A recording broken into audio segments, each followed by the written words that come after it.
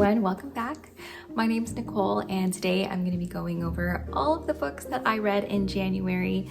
I've been really trying to get through my TBR list. I'm really proud of myself because I did so much reading this month and I found some really good books that I can't wait to share with you guys. So this month I read 3 physical books and I listened to 2 different audiobooks. So I think we'll go over the physical books first since I love physical books. So the first book is The Covenant of Water, and this was a doozy. This has like 700 and something pages, and the last time I read a book this long was in high school when I read Harry Potter, so it took me the whole month to get through it, but I'm so glad that I stuck to it because it was such a beautiful story. So it's a historical fiction set in India from the 1920s to the 1970s, and it follows this one family across 3 generations who are afflicted by this particular condition where every generation somebody tragically dies of drowning. So I really loved this book because there was just so much rich world building. The author did such a great job of making you feel like you were back in that time period. The writing had so much incredible detail and I just felt like I was transported back in time in that world with those characters. The characters were so vivid and complex and you would follow them from their birth to the end of their life and you could really understand what motivated them, why they did these things. So this is definitely a slower read. There were multiple storylines and timelines happening and it would sometimes shift back and forth, but just as the title suggests, just like water, these different storylines will eventually converge into one, and the payoff was just really beautiful and touching and heartfelt. I was in tears by the end of this book. So if you're a fan of really long, epic family sagas, then I recommend that you check this one out. I really loved this book. The second book was actually one of my book of the month picks, and this is The Bullet Swallower.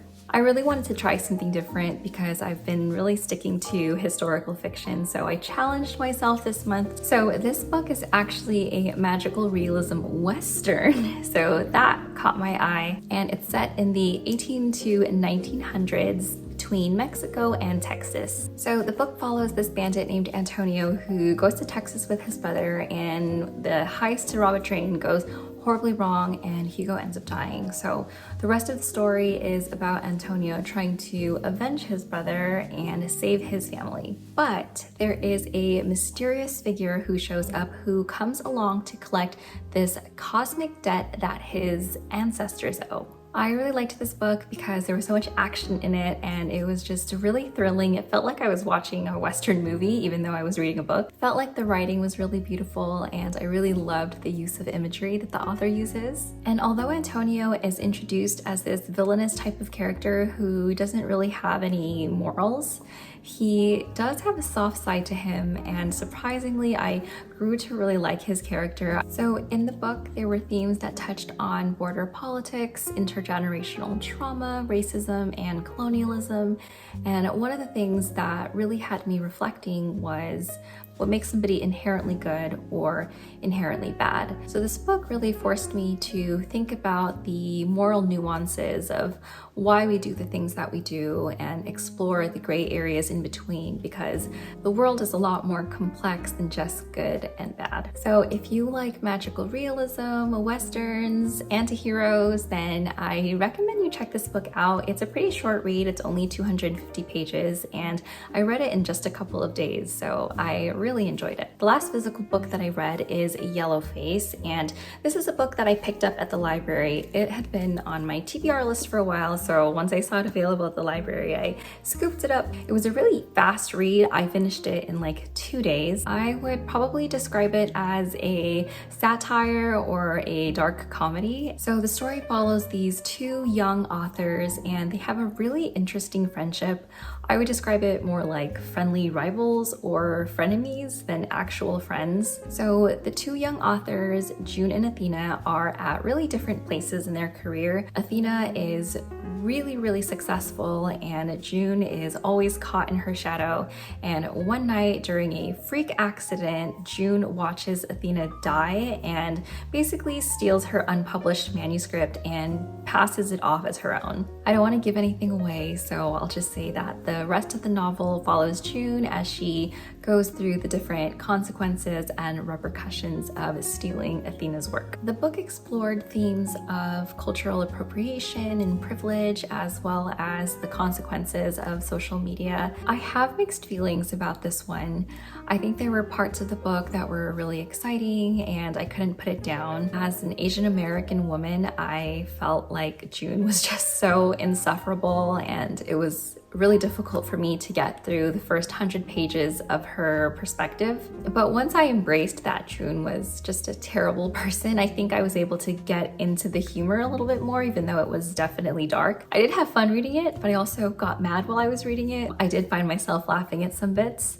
I was a little disappointed in the ending. So this one I definitely had mixed feelings about, but overall I think that it was a pretty unique story. I've never read anything like it. I also listened to 2 audiobooks this month, and the first one was The Invisible Life of Addie LaRue. So this is a fantasy that spans 300 years from 18th century France to about 2014 in New York.